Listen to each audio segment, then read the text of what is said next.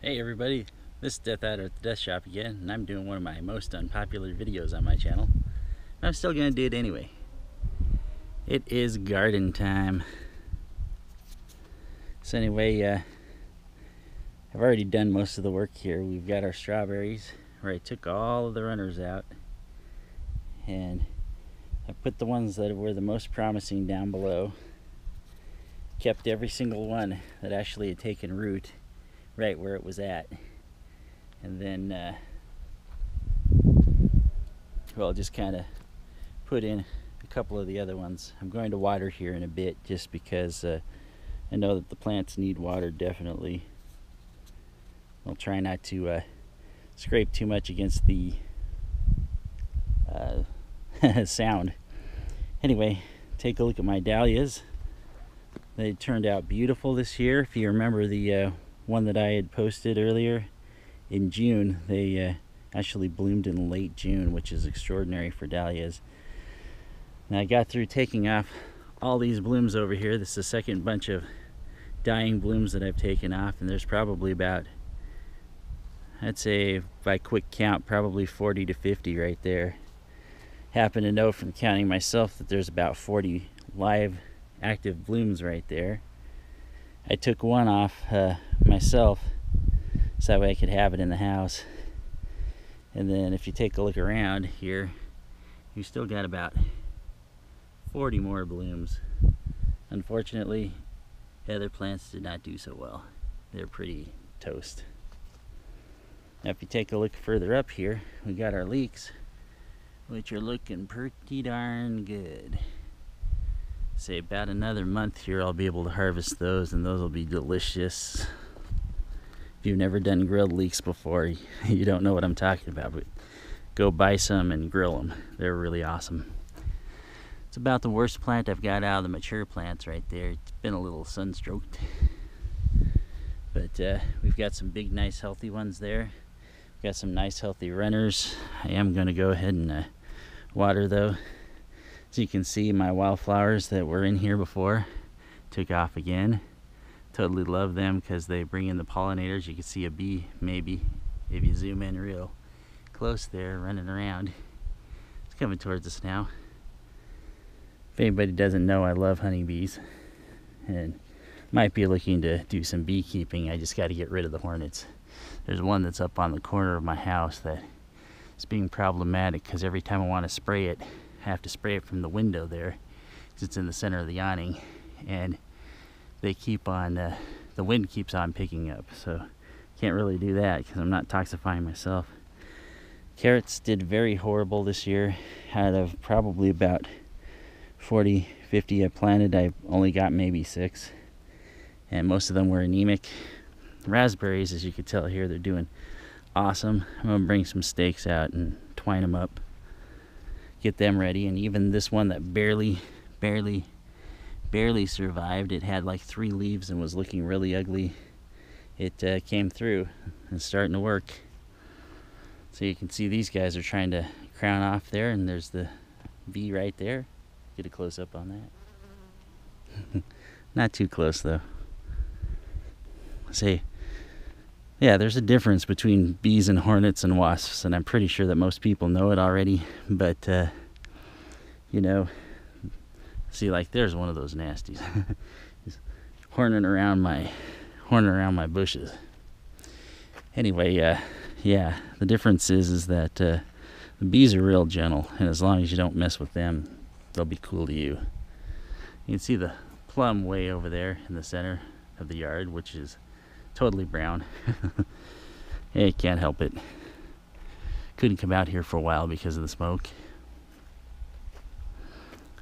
Coming up to the top here,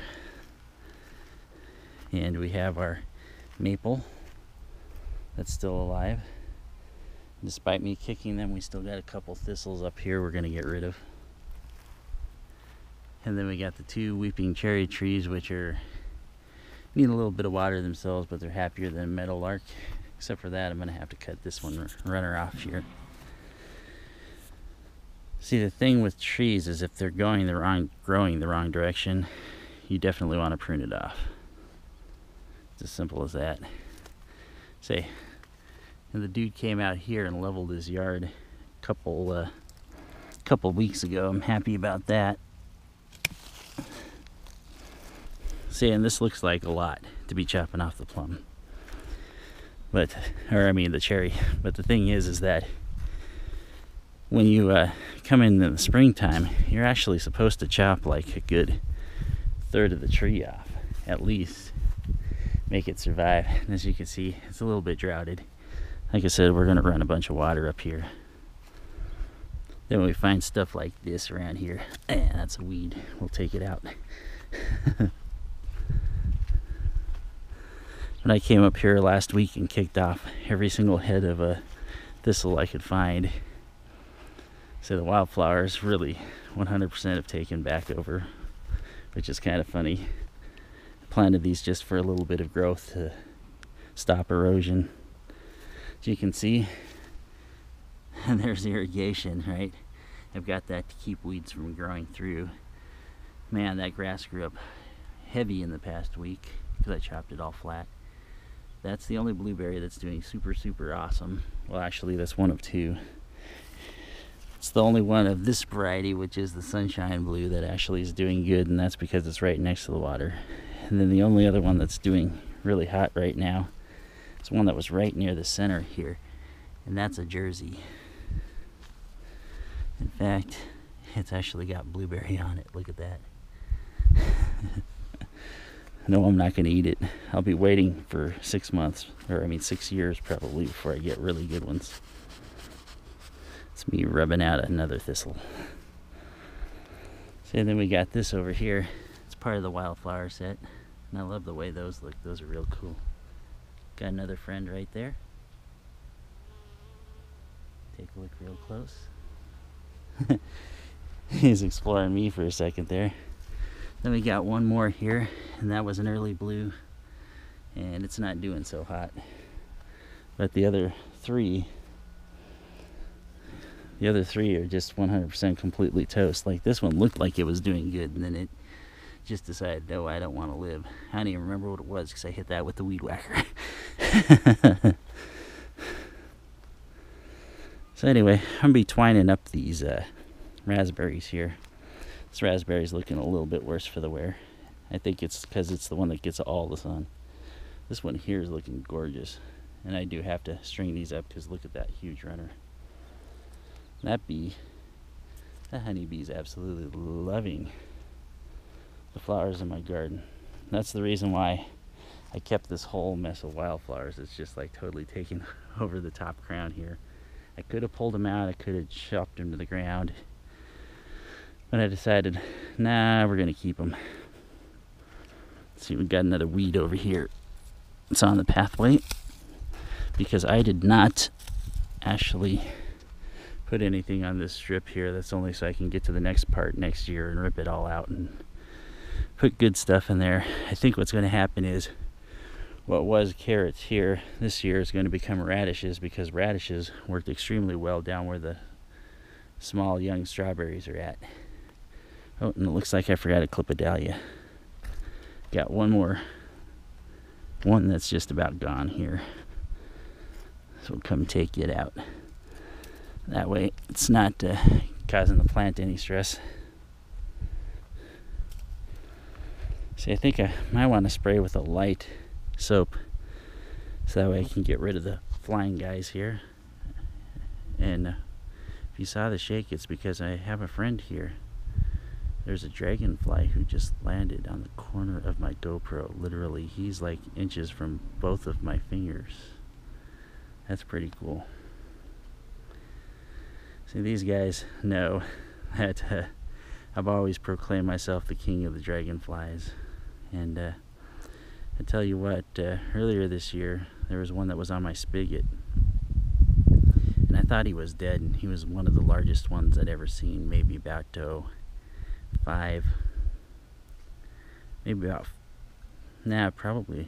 5 inches long, I'd say. Maybe a little bit longer. But I thought he was dead, and he actually let me stroke him, which was kind of cool. So he let me pet him, and that's when I found out I didn't think that he was dead, but maybe he was dying. And I thought maybe it's because we had droughty and ugly conditions at the time, and thought maybe he needed some water. So I decided to go over there and come back, and I was gonna turn on the water right beside him so he could get wet. And as soon as I came around the corner, he just like zipped right away. So I knew he was still alive. Anyway, we'll take a look real quick. Here's the plum, which actually is looking really great this year just because I pruned it. And that was a very good thing that I did. And there's one of them nasties that I was talking about. I don't know what he's doing around my plum, but get away. It's my plum tree.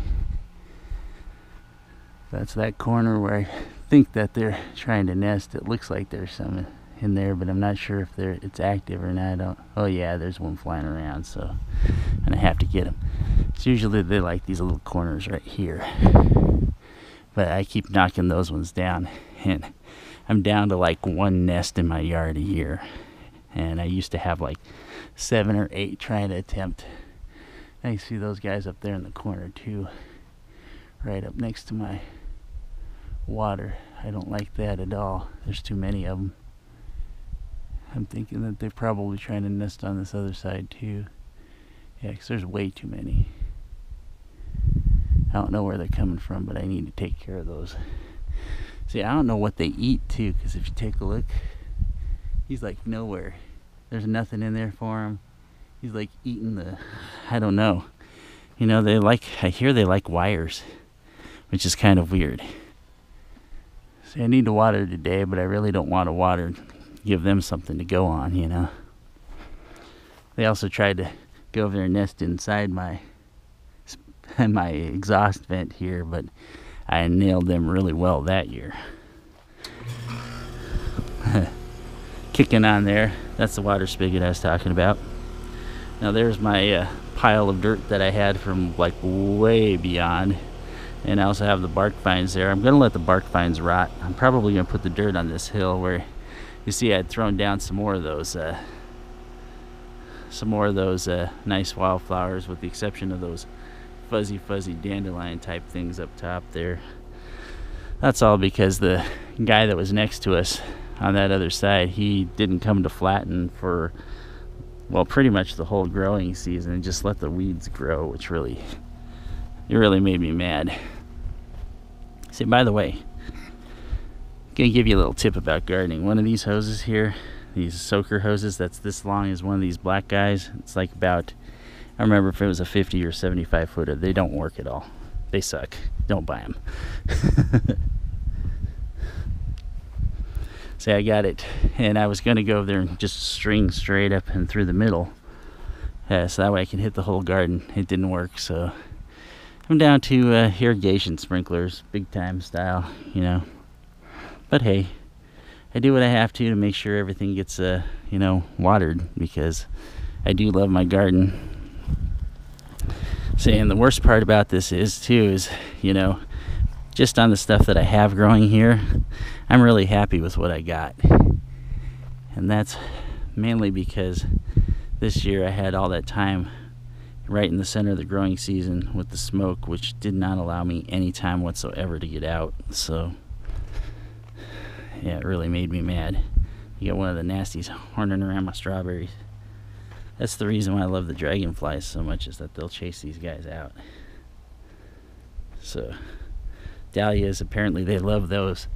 Get away. See, the thing is I want to chase him out and see where he goes, because if he flies away, then I know the nest isn't around me.